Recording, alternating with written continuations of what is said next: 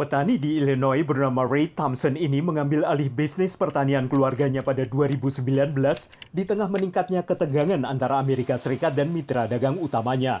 Saat itu tingkat permintaan dan juga keuntungan untuk jagung dan kedelai Amerika menurun. My career into full-time farming was rather stressful. Departemen Pertanian Amerika mengulurkan tangan dan memberikan bantuan langsung puluhan miliar dolar selama beberapa tahun kepada para petani seperti Reed. Ini membantu mereka bertahan tidak hanya di tengah gejolak perdagangan, tapi juga selama pandemi COVID, sehingga mereka tetap dapat bertani setiap hari. Seperti di pagi bulan April yang sejuk ini, saat Reed menanam benih kedelai.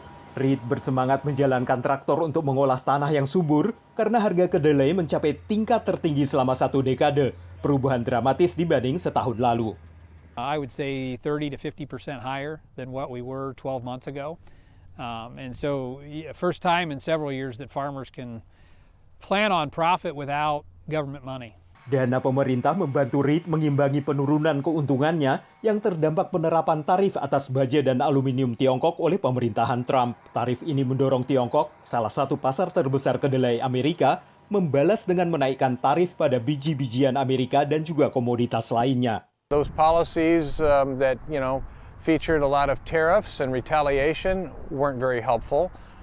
But I think we've dug out of that hole and we've started to see some gains. So we're hoping to keep that momentum going.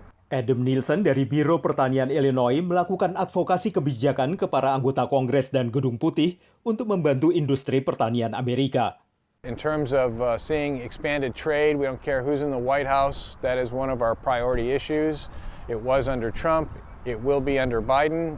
Adam memuji langkah pemerintahan Trump melakukan kesepakatan fase pertama dengan Tiongkok dan juga perjanjian perdagangan Amerika, Kanada, dan Meksiko atau USMCA karena membantu meningkatkan permintaan dan harga tahun ini. Menurutnya, Kongres harus fokus pada kesepakatan perdagangan baru. There are countries and there are regions of the world that are entering the middle class for the first time.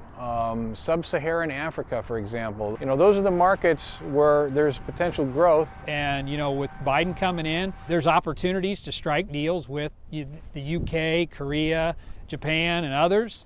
Menurut Reed, ia bisa menjual sebagian biji-bijian yang ia simpan sejak panen tahun lalu dengan harga tinggi saat ini. Tapi menurut Farm Credit Illinois, banyak petani lainnya mungkin tidak punya stok untuk dijual. We may have high prices today, but you may not have anything to sell for those high prices. Tapi menurut Reed, harga yang tinggi juga punya sisi negatif. As our commodity prices go up, so does everything else. Reed memperkirakan biaya untuk menjalankan operasional pertaniannya akan naik 15% pada tahun ini. Tapi apakah ia akan bisa mendapatkan penghasilan yang lebih baik dibanding pendapatannya tahun lalu? Itu pertanyaan yang belum memiliki jawaban pasti pada saat ini. Dari Arlington, Virginia, saya Helmi Yohanes dan tim VOA.